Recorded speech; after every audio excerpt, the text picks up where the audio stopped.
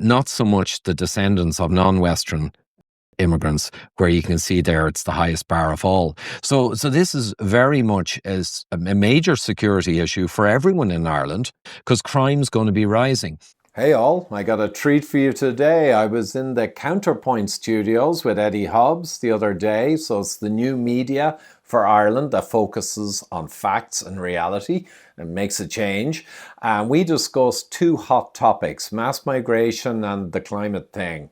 And the reason we did actually was Trump went into the UN a few days ago, and you'll see the clips in this video, and he called them out on the con that's at the heart of both of those things. And basically he said, you're going to destroy your countries. And he's absolutely correct. So we go through them with a scalpel. We bring graphs and data. I think we make a compelling case. So I put this video in a link down below. You can download and share elsewhere to get the message out.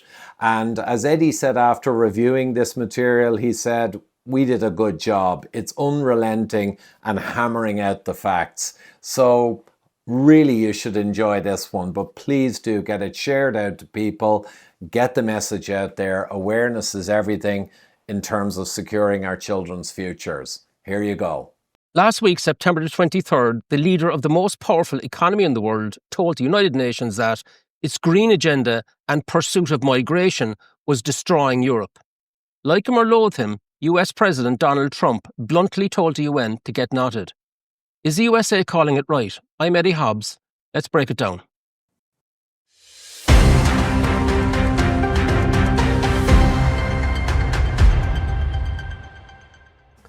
So I want to welcome to the studio data scientist and author and commentator Ivor Cummins. You've studied what Trump has described as this double-headed monster. Let's have a listen to what he also said, in this case about migration. In the United States, we reject the idea that mass numbers of people from foreign lands can be permitted to travel halfway around the world, trample our borders, violate our sovereignty, cause unmitigated crime, and deplete our social safety net. We have reasserted that America belongs to the American people, and I encourage all countries to take their own stand in defense of their citizens as well. You have to do that because I see it. I'm not mentioning names. I see it, and I can call every single one of them out. You're destroying your countries. They're being destroyed. Europe is in serious trouble. They've been invaded by a force of illegal aliens like nobody's ever seen before. Illegal aliens are pouring into Europe. Nobody is ever, and nobody's doing anything to change it, to get them out. It's not sustainable. And because they choose to be politically correct, they're doing just absolutely nothing about it. And I have to say, I look at London where you have a terrible mayor, terrible mayor. And it's been so changed. Now they want to go to Sharia law, but you're in a different country. You can't do that. Both the immigration and their suicidal energy ideas will be the death of Western Europe if something is not done immediately. This cannot be sustained. Well, what's very interesting about that, Ivor, is that he's directly connected the flooding of Europe on the migration stuff, or on the illegal migration stuff. He's accused the UN of financing this, as well as the problem they had on their own southern border, and in the same breath he's linking it to climate change. What did you think of that? Yeah, well, the first thing that struck me, and I hadn't seen that clip, I'd seen the other one, was authenticity.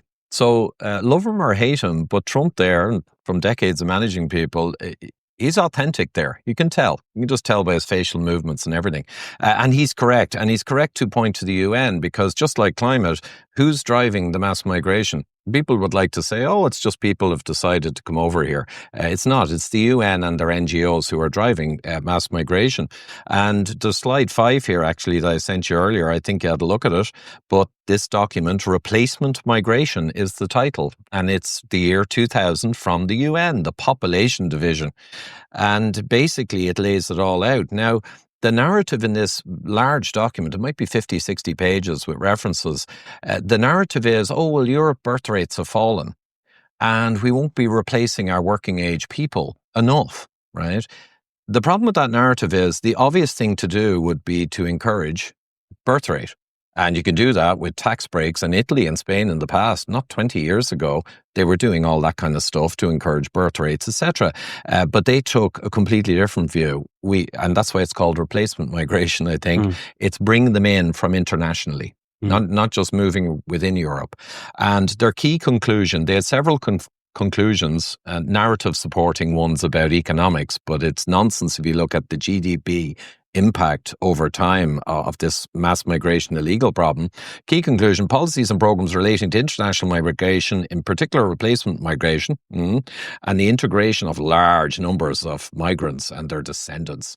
So the UN was basically given the nod from wherever, won't get into conspiracy theory, to start gearing up to flood the zone. And that's where all our politicians get their directions from, the EU, the Commission and the UN. I mean, they don't, I feel mostly, they don't really care about the voter anymore. Once they get enough votes for themselves, they're reporting to a higher power.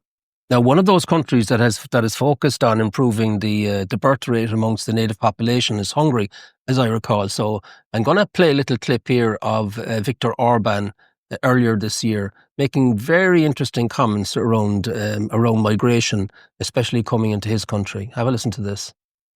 I do remember how Mr. George Soros published his plan in English in a Project Syndicate publication. It was done 2015, September 26. And he published a plan. He said that I'm quoting, he writes the 6 components of my comprehensive plan. I just quote 2 or 3 points of that. First is, he said very clearly, 2015, that, quoting again, EU has to accept at least 1 million asylum seekers annually. That was the first point. Second, he said, adequate financing is critical. And he proposed to issue long-term euro bonds for financing the migration crisis and the migrants' social and welfare taking care when they arrive to the European Union.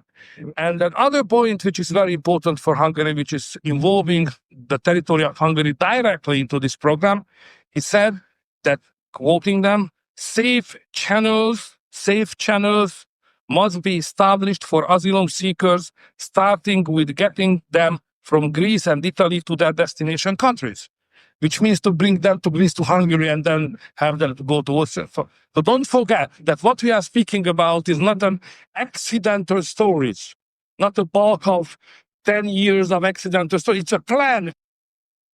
So who is George Soros, and why is Viktor Orban concerned about his master plan? Yeah, so Soros is kind of a panto-villain. But yeah, Soros broke the Bank of England, I think, with his shenanigans a long time ago, made billions and cracked the bank.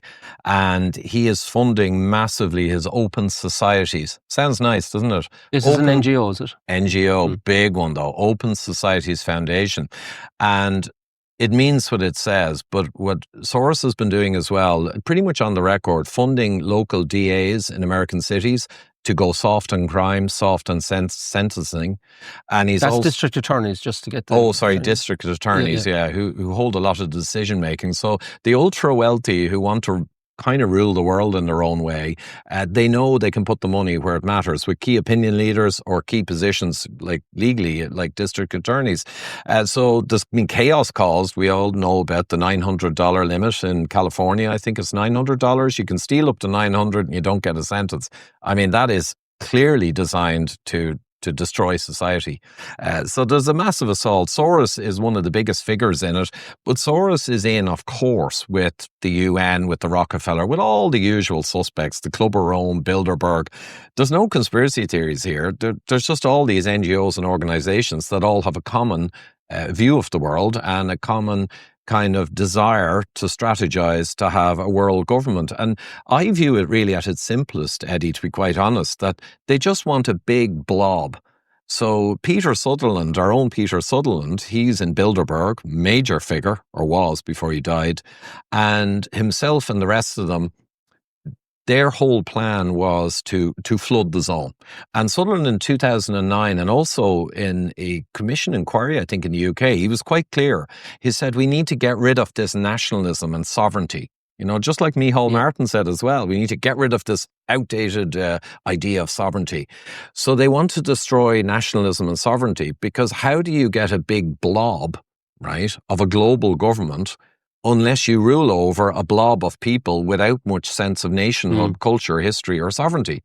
And essentially, Sutherland said it because he was correct. If you have the diversity of Ireland with its people and its culture, and the austere Swedes, with their culture and history, and the Germanic people and the French with their cheese and wine, and they get to maintain that diversity, real diversity, by having these places everyone can visit and learn, you can't make that into a governable blob, because all those countries will say no to the crazy stuff, ironically, that's happening now. So there's a book many years ago by a socialist lady, actually, interestingly, Weapons of Mass Migration, which goes in great detail into this. There's no conspiracy theory here. It's an extremely powerful strategy to break down nationalism and sovereignty. That's what it is. And Soros in 2015, as Orban says. So we went through 2000 with replacement migration. That was the UN beginning its drive. And Soros came out in 15 and told the EU and the UN, well, what Victor said there, you got to start piling up money and bonds to pay for this. Well, outside of Soros, I know that the UN has a subsidiary organisation, the International Organization on Migration, IOM, big, powerful. Tell us about wheel. those. Yeah, they're running on around $4 billion a year, and they have an office in Baggot Street in Dublin as well. Yeah, they have offices all over. So the IOM is a massive wheel, and there are many other very large NGOs, but they're all working together. So I guess for Irish people, at Níon Ciro Gela, the old phrase, they all know each other and they know they have a common aim. So the NGOs are a massive problem, but the IOM is the heavy hitter, because it's got a umbilical cord pipeline for mega dollars straight into the UN, which is kind of the center of the spaceship that's running things. So one of the things that you brought up, spaceships, one of the alien craft that has been hovering around the Irish atmosphere for the last number of years, and that is partially funded by Soros's foundation, is the Institute for Strategic Dialogue, the ISD, and they appear all over the place in the broadsheets, and especially with RTE, they would have been they would have been the lead fact checker, for example, on the concentration on Kulak that time over the IPAS Centre, and it's just quite extraordinary that the constant use of ISD by the so-called fourth estate without declaring the fact that it's an NGO who's designed and paid for by the European Commission, by the British government, by the German government, by the Soros Foundation, by Google, as I recall, and whose job basically is to clamp down on what they regard as counter-narratives, but they're presented as fact-checkers. I find that very interesting, which brings us to Ireland, Ivor, because I've been looking at Ireland, scratching my head, saying Ireland doesn't have a system here. We're just bringing them in. We're lashing them into centres. There's no plan for assimilation or integration, and it would appear to me that I've grown up. When I say I'm quite grown up now, but for the last 30 years watching a great type of immigration coming into Ireland to help us to build the place. They were the Poles, they were the Filipinos, the Brazilians, helped build Ireland, modern Ireland, and assimilated and integrated. But the type of immigration we're now talking about, which is the illegal immigration and where it's coming from, that seems to be a real problem. But before we get into talking about the problem, can you just bring us through what you see with regards to the dearth of data we do have in Ireland compared to, we'll get on to compared to where in a moment. But what do you see when you look at the Irish data? Yeah, well, I just grabbed a few bits earlier on today. So slide 9, and by the way, this is from a Gript article, an excellent one in last year, I believe, so might link it. But this first slide here, you can see, well, where are they coming from? Because the story was, of course, Ukraine and war-torn areas over in Africa. But the reality is, in the Gript article, the overwhelming majority are not from anything to do with refugee status or war-torn. They're economic migrants. And in this graph, you can see here, Nigeria dominates, and the article itself says 31% of the total, were from Nigeria, 9% from Bangladesh. So you're nearly talking about half from Nigeria and Bangladesh. So this is nothing to do with war-torn and nothing to do with refugee. I think, though, most people in Ireland now realise this is nothing to do with refugees. It's economic migrants. And we've gone through why it's happening. Probably quickly could go to slide 10. And I'll read it out. The table below shows the large majority of these occupying accommodation while claiming asylum are not in fact from war-torn countries. And again, you see the breakdown there with the harp on the top right. And we have some from Europe, yes, but Africa is the big hitter in the Pareto, and Asia then is the other one. So it's dominated by people who are economic migrants. And our politicians are clearly driving this agenda on behalf of their paymasters, if you will, above in the UN. I mean, this is what we're getting. The problems that it's causing and will cause are enormous. And again, I come from a position where I've mixed race people connected to my family. I have zero racism, and I'm on the record in public for the last 12 years and my whole life before it, zero racism. I simply have none of it in me. But this is not about racism to point out that we have a national security issue, we have a cultural erosion and destruction issue, we have a homeless and a problem with housing issue. This thing that they're doing on behalf, let's be clear, on behalf of non-Irish people, that is absolutely unequivocal, and we've talked around a bit of that. Yeah, but what about Peter Sutherland, the chairman of Goldman Sachs, the head of the UN High Commissioner for Refugees in 2012? You mentioned that earlier on. I mean, I expect that his position in Goldman Sachs was approved by the Bank for International Settlements in advance. I mean, this guy's a dyed-in-the-wool globalist. He mentored Klaus Schwab for 18 years before he passed away, and he would have been one of the architects of stakeholder capitalism, which is precisely what we've got in this country since the burst. What about him? He's Irish. He is indeed Irish, but I neglected to say, Irish people who are not in the belly of the beast. So clearly Sutherland, head of Goldman Sachs, I mean, that's head of the snake, and everyone knows that, it's the top of the banking hierarchy. And as you said, his roles in the UN, and he in Bilderberg with Coveney, it was his understudy in Bilderberg. Interesting gentleman there as well. But yeah, it's a different thing. They clearly have left behind totally Ireland, Irish sovereignty, Irish culture. The Irishness that's in them has been sold to internationalism and globalism. So you can't really count those as Irish people because they've made their choice, if you will. Well, I mean, Hugh Coveney might have a thing to say about that, but we'll see. Or at least Simon Coveney. Sorry, Hugh Coveney was his father, God rest him. But just moving on, right? So we get now to, like, when I look back on it and I see the type of immigration that we've had is been tremendously successful up until very recently, and it's the change. So it's not the people that helped us build the houses and build the motorways and run the restaurants and have integrated and assimilated into Irish culture, and we've been very proud of all of that. And as you said, it's a security issue. So let's just talk about that, because the type of immigration that has suddenly arisen on our shores, net of our huge support for the Ukraine, which makes perfect sense, and that's part of a temporary directive in Europe. What's going on there? What are your findings? Yeah, so, well, Ukraine was the moment where the floodgates were opened, and I think people should be or realise that. So our minister for, I guess, people, I can't remember exactly, but Roderick O'Gorman. O'Gorman, yeah, hard to even remember his name. His department sent out a tweet saying, in Ukrainian, Ireland's open for business. Come on down, the price is right, you're going to get everything. Words to that effect in Ukrainian. But also that tweet was sent out at the same time in a bunch of African languages and Georgian, I believe, and other languages. So clearly under cover of Ukraine, we were going to open the doors of Troy. And that's what happened.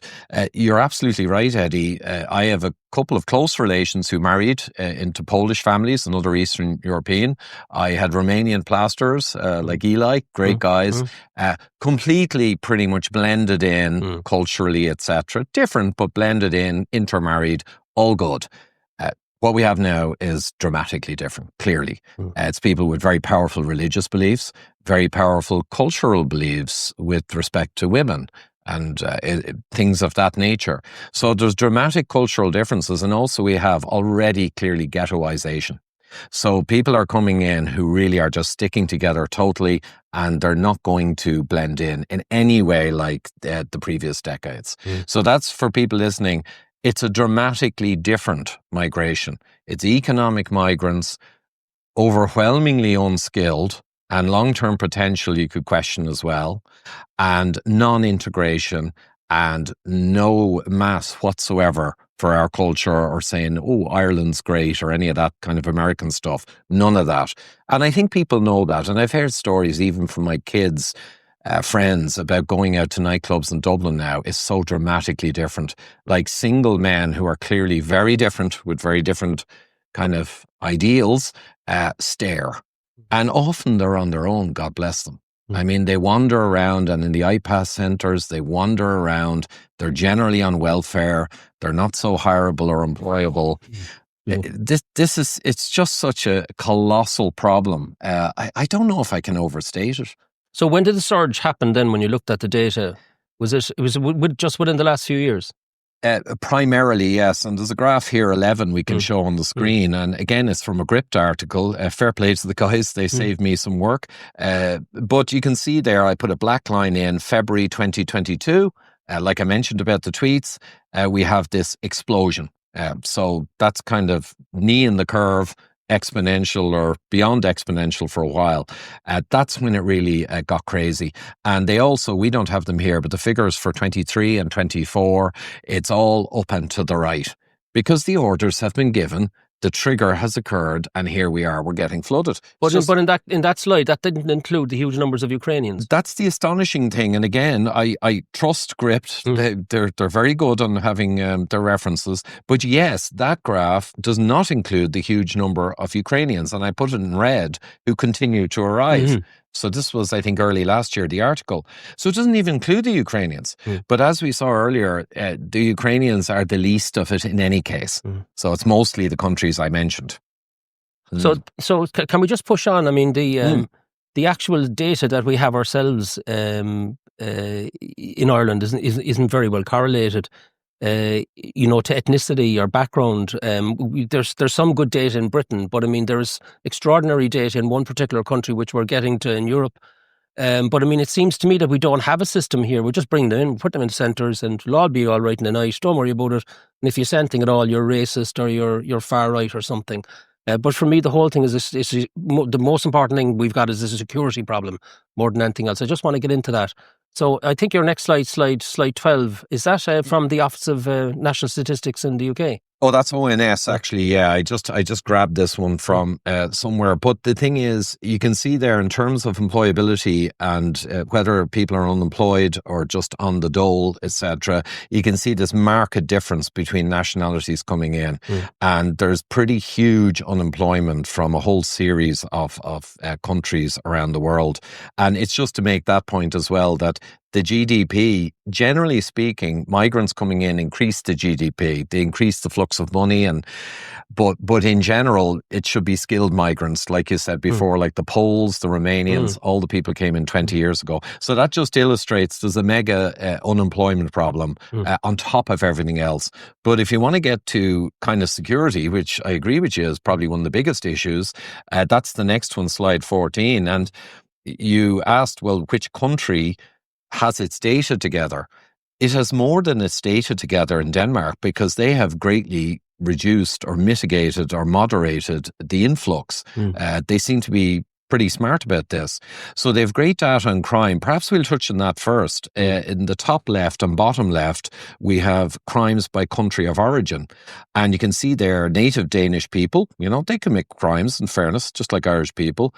Immigrants from Western countries are actually around the same statistically, if anything less. So it's not all immigration, but then you see non-Western countries immigration, and you see that the crime levels are vastly higher per capita. And I think on the right is a very interesting breakdown. This was Ryan Research, though I downloaded from the Danish website all the data myself, but he did the graphs. Thank you. Native Danes there on the right-hand side graph, Western immigrants a little higher in crime, non-Western much higher. But then on the far right, if you'll pardon the pun, we have the descendants of the immigrants, so their children. And the descendants of Western type immigrants are actually doing very well. Not so much the descendants of non-Western immigrants, where you can see there it's the highest bar of all. So this is very much as a major security issue for everyone in Ireland, because crime's going to be rising. And as you have double or triple the crime associated with these economic migrants, mostly from the third world, let's be honest, I'm not judging, and the numbers of said people are increasing explosively, you've got a double trouble. You got the much higher crime and the much higher numbers of what's generating the higher crime. So this is Ireland's future. Also, the birth rates of these people, as it happens, are way higher, and they're going to increasingly, utterly dwarf the birth rates of Irish people and even Western immigrants, I would guess. So now you've got a triple effect. Where is that going, Eddie? The people who are keeping their head down when they're accused of being racist, which is a nonsense slur at this stage, by the way, they're keeping their head down, but in the next 10 to 20 years. You know, some reports are saying Ireland or Irish people will be a minority by the 2040s. And after that, it keeps scaling with the birth rates. Where's it going? It's going into... We'll need a mega amount of security, and the people themselves will need more and more security as the years go by. On current trajectory. This trajectory, the trajectory can be changed, but you know, it may need a change of government to do it. I accept that. But what I find fascinating about the juxtaposition between Ireland, which is no model really, I mean, there's no system. Nothing. There's no system. And we're comparing it against a country. Okay, let's forget Denmark for a second. Sweden has been described as low-level civil war. France has huge problems in the area. Britain has big problems in the area because they were former empires, and people have followed them back, which is understandable. But for me, Denmark really stands out because the whole Danish system seems to be built on data, not on opinion, data. And when you look at the data, you see that what have they done? It takes 8 years to become a citizen. But for 4 of those years, you cannot have been reliant on Danish social protection. They only take in 5,000 citizens a year. They clearly show the ethnicity of crime based on the current migrants that are coming in and their the generation before that, and then they stop. So and they produce the data. And what I say to people is, if you think all of this is kind of made up, you can actually go into the Danish CSO, which is called Danmark Statistik, and I might put a link at the end of the YouTube video, so people can do that. And you can translate it to English, and you can actually do your own research. It's all there. The information is there. But in Ireland, we're not even allowed to talk about this. And we have hate speech bills on the back burner, and when they come in, you could get arrested for talking about this. This is a security issue. It's quite clearly a security issue. And I just find it absolutely extraordinary that we're not talking about it more openly. Why do you think that is the case? It is fear. And remember, the whole COVID nonsense was they use fear as the major mechanism. And the fear of war, I think I mentioned earlier, used to be used, but now it's not so good because of nuclear war, etc. Fear is always the key. Fear of climate disaster, fear of pandemics, fear of death. But the biggest fear of all, in many ways, so I believe I teach psychology as well quite a bit at times. The second fear after fear of death or grievous injury for humans, right, due to our chimp brain, it's a long story, is the fear of exclusion from the tribe. So people have a deep-seated fear of exclusion. And the guys running these games, the weapons of mass migration that are now deployed in the last few years with increasingly horrific effects over time, they know damn well how the human mind works. Remember that during COVID, the SAGE committee in England, 50, 60 experts, half of them were psychologists, right? So there's no accidents here. So they know that the racist slur or the anti-this or the anti-that or the phobia or the isms, they know it strikes terror into the hearts of the people. And that keeps people from talking. And if you can keep people from talking through fear mechanisms, which they're doing pretty well at so far, you can go ahead with your malign plans for those people. And that's what we have. Now, people, I think, are increasingly beginning to get this, and they're beginning to realize that the cowardice at being called something, a slur, is nothing compared to what their children's children will be, or what will be inflicted upon them, and the loss of their culture, their nation, and everything. So I think we're getting there, albeit slowly, Eddie. It would be much better if people dropped the cowardice and woke up quicker. But I'll take what we have at the moment. What jumped out at me in some of the stats that came up from the study was, if you look at Sweden, for example, from 2000 to 2023, the increase in rape is 359%.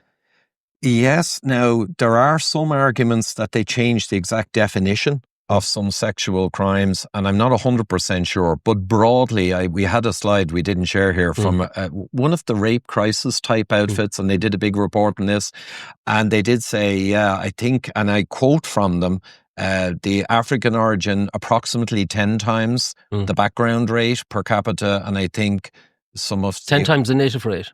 10 times per capita. Per capita, the native rate. That's important. Yeah. And they also mentioned Eastern European.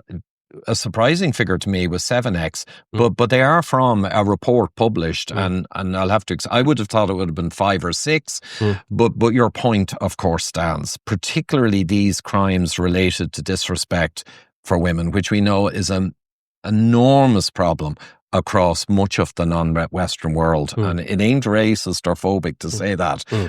People know how it is. In vast areas of the world. It's shocking. And you're importing that, you know? You can take the man from the bog, or what's that old phrase? Nothing racist about it. It's just a reality. It's cultural. Yeah, we now seem to have reached a point where the government rhetoric is changing to accepting that we can't cope with the volume that have come in, whatever about the quality, which is what we're talking about just for the moment, but just purely the volume, and that because of a recent ruling by the European Court of Justice on a question put to it by the Irish High Court, we now have to compensate asylum seekers with money if we can't house them, and that's why there's no discussion of paying them a go away amount of money of €10,000 when they do come into Ireland. I mean, it's quite a mess, isn't it? It's astonishing. And Sweden, I think 30 grand or more they're trying to give to their problem to get them to leave. So basically, our puppeticians obey the UN, allow weapons of mass migration to be literally deployed on our people and our country, and they soak up our coffers of taxes in paying for it, paying for the privilege, and then they soak up more tax trying to pay them to leave. I think any politician who's defending in any sense this picture we're painting here has not a shred of care for the Irish people. I mean, that's just a fact. There is no getting away from that. One quick point I'll have to say, Eddie, because you triggered me there a little. The 8 years for Denmark, that's not unique. Switzerland, where I've been quite a few trips to Switzerland, interesting, they are not suffering any of what we're talking about. Kind of ironic, or maybe appropriate, because Davos is there and Bilderberg, you know. So Switzerland protects its meat and farmers very well. In Ireland, we're destroying them. It's another agenda people are probably clearly aware of. And they have migration, but it's 7 years, I believe, in Switzerland. I don't know about the 4 years off social welfare. I guess in Switzerland, you got to be 0 years in social welfare, I would guess. You have 7 years, 8 years in Denmark. In Ireland, you have what? You have 0 years or minutes or seconds. The moment your foot touches the ground and your passport is in a dustbin, you know, somewhere back along the way of travel, that's it, you're in. Yeah, can I just ask you one last question? Because it'll tee up my next episode, which is really to look at what's happening next door in the UK or up the road in Northern Ireland. And that's that they have a real problem now with hate speech, people being arrested. We saw that with Graham Linehan, the comedian, you know, which brought it to the fore. And now they're introducing the Brit card, which is essentially biometric ID. You know, there's going to be a big backlash to it, I know. But I mean, what's interesting, I just want to throw this to you. One final question. Do you believe Keir Starmer and the Labour government in Britain, excuse me, sorry, bit of a cold, when they say that they're bringing in biometric ID, the BRIC card, in order to control illegal immigration. Do you believe that? Even though I've been laughing about this for some days now, I have to laugh again. That was involuntary laughter. It's comical. So I think that many of the people like Starmer, and he's up to his neck in globalism and everything we've described, we know where it's coming from. I think many of them are genuinely laughing at us now. So to actually turn it around and give that as the excuse is a pantomime. It's comical. And I think more people are realizing it. The history of this digital ID card, I'll make no bones about it. If you get in digital ID, which is the precursor to programmable central bank digital currency, which is being pushed really hard, that's why it's vital they get the digital card. Tony Blair, back in I think 2011 or 12, did a massive push. Again, he's part of the head of the snake, obviously, the globalism, and his institutes are up to their neck in all the bad guys' stuff. But he tried to get it in and failed. Imagine back then, before people were woken up by the COVID nonsense, people stopped it. And now they're trying again because it's so important. But just as above, so below, it's so important to them. And likewise, it's so catastrophic for free people and free citizens. I can't overstate how dangerous digital ID cards are. And people say, oh, but we have a passport, we have a driver's license. Okay, then why do they need a digital ID card if we have those documents? You see, that's the point. They need the digital ID on the phone, that you must identify yourself increasingly wherever you go and whatever you do. And to your point, I think you mentioned this morning, they're linking it to climate already. So in other words, you go in and you want to buy meat. Oh, you've eaten too much meat this month. And all of this is possible. That's why it's the wet dream of the globalists, who are mostly sociopathic, in my mind. That's an opinion. The wet dream is digital ID, because now you've got the ants in your ideal ant farm locked down. Well, I think we'll end on that point, actually. And I wanted to thank you for coming in, Ivor, because it seems to me that the axiom is that if you own an asset or you have a right to a service, and from now on, you can't get at your asset or the service without going through a digital ID program, you're being brought into the spider's web, into the digital gulag, into the trap. And that's why I think it's going to be fascinating to watch what's happening next door over the next number of weeks in the response from the British. They're slow to anger, but when they get going, if they cross over the threshold, as we saw with the poll tax, years ago, they're well capable of putting a run on the Labour government on this point. So it's going to be very interesting to see, because it's going to create an awful lot of nerves in Ireland, where they've hate speech bills lined up, ready to go, and they're watching what's happening with the BRIC card next door. Because if it comes into Northern Ireland, our gang are going to say, "Oh, we got to have a digital ID card in Ireland." Absolutely. So there's 2.5 million signatures, one of the highest number ever collected the last few days in England. For a debate, you only need 100k. It's up at 2.5 million. Very impressive. Gives us great hope. And what would I say? This is a petition against the BRIC card. A petition against the digital ID BRIC card. Yeah, absolutely. And just as a further proof, and I'd just like to reiterate, I don't want to over-egg this pudding, but the accusations of racist with respect to any of this or the other anti ones, I scorn them. So I just want to let people know, you want to use that, I'm going to laugh at you, because at this stage, it's such an obvious psyop, the use of those trigger words, that it has become a pantomime and comical. And you know what, Eddie? If you told me you were going to use weapons of mass migration in Ireland and you were going to move up a whole load of people from Cork into my neighbourhood, I'd be reacting just as I'm reacting here. Well, you made me... You're after affecting my cold again, not for the first time tonight. Look, I just want to apologise to viewers for me stumbling around. It's just it's a bit stuck in the system. But that was a fascinating discussion, Ivor. I mean, we covered an awful lot of ground there with regards to using the events, extraordinary events in the UN of Trump coming in and really, accusing the UN basically of being behind the illegal immigration into the United States, and warning Europe that if you don't get your migration under control and you don't get your energy under control, if you don't do these things, and I mean the whole green agenda, you're going to destroy your countries, and that's why we've had the discussion. So thanks for doing that, and thanks for going through the detail. You know what to do. Firstly, thanks for listening to this extended episode of Counterpoint. Just hit the two big buttons, like and subscribe. And if you like this content, if this is the type of thing that will finally wake somebody up that you know is a nearly awake person, or I call an apps, please get this content out to them, and let's start this discussion, because you can be absolutely certain that hate speech bill is coming, and behind it, if the Brit card were to be successful in the UK, which I don't think it will, it's coming here as well. It's just around the corner. It's no longer an estimation. It's no longer a conspiracy theory. It's a reality, and it's happening up the road in Northern Ireland. Thank you. Yep, it's happening now. There's no escaping it. And hopefully that helped you, or will help your friends or family understand the nature of what's going on. And I'll finish with, I often mention gold. I've been mentioning for many years. It's very important in these difficult times potentially ahead to secure at least some element of your family or your own pension into hard assets, my favorite of which is physical gold and silver. They're both rocketing up. They're going higher and higher. The central banks are buying like crazy.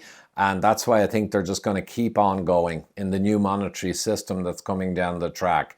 So they're up miles from where I first was suggesting to people they look into this. And the link is down below to the guys in Pure Gold UK. They service America and all of Europe, either storage or can arrange shipment of the metals.